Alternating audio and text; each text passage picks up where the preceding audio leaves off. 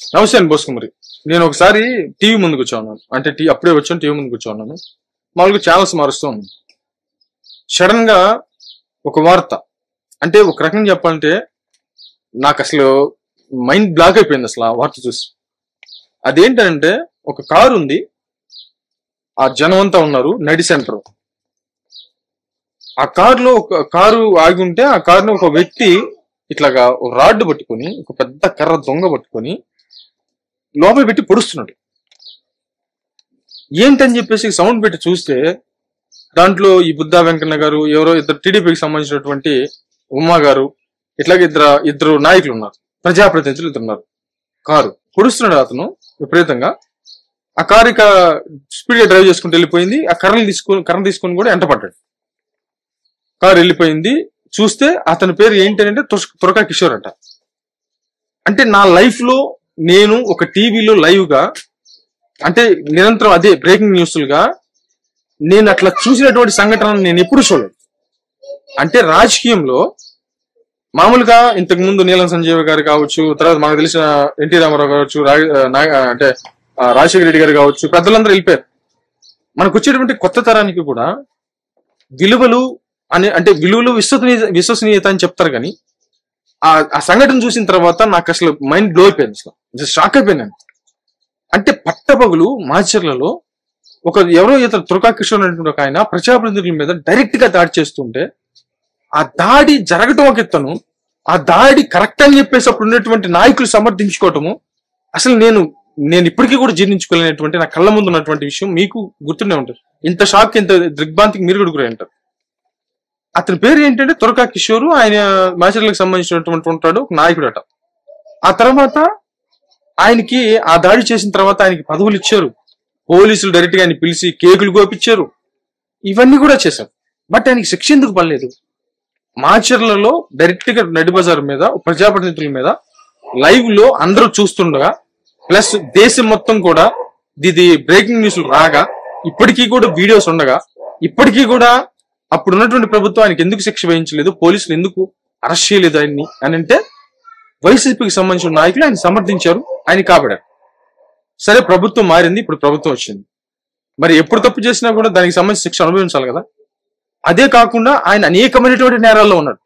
అంటే డైరెక్ట్ ప్రజాప్రతినిధుల మీదే దాడి చేసినటువంటి వ్యక్తి ఇక చీకటి కోణంలో ఎన్ని చేసి ఉంటాడు, ఇంకా ఎన్ని రకాలైనటువంటి నేరాలు ఆయన మీద ఉంటాయి.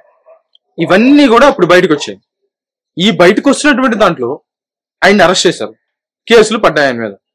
ఇప్పుడు ఏమవుతుంది, ఆయన అరెస్ట్ అవటం, మళ్ళీ బయటికి రావటం, మళ్ళీ ఇంకో కేసు పడుతుంది.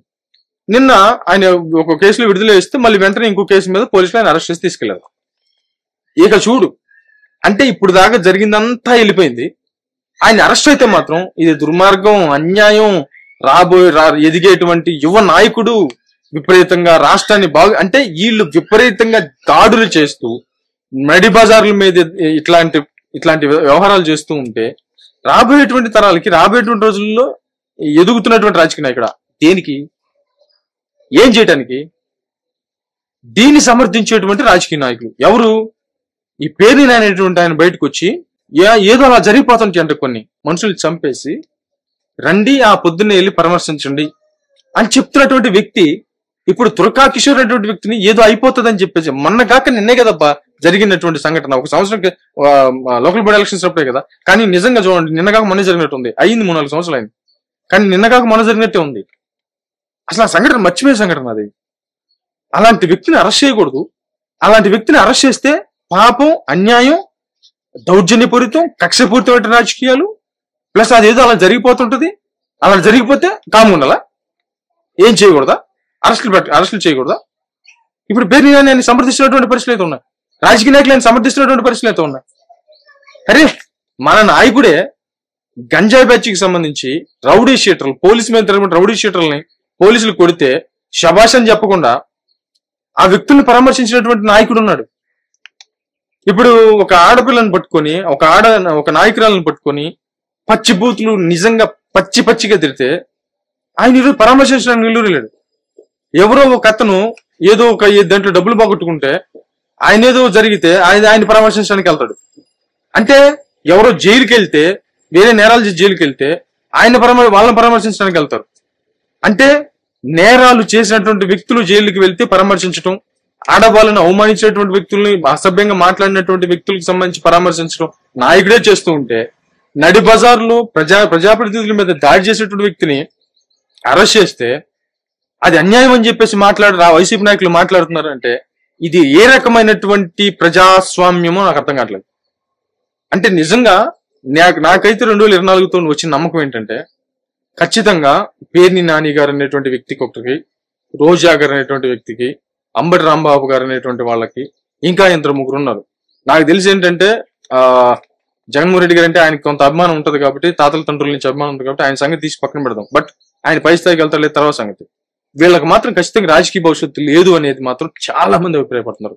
100కి 1000% చెప్తున్నారు. 100కి 100% కాదు, 60% 70%, 100కి 1000% అసలు రాజకీయ భవిష్యత్తు లేదు అని చెప్పేసి చెప్తున్నటువంటి పరిస్థితులు అయితే ఉన్నాయి. మరి ఏమిద్దే చూడాలి. మరి ఇంత అన్యాయం, ఇంత భయంకరంగా మాట్లాడుతూ ఉంటే మరి ప్రజలు చూస్తూ ఊరుకుంటారా? మరి చూద్దాం.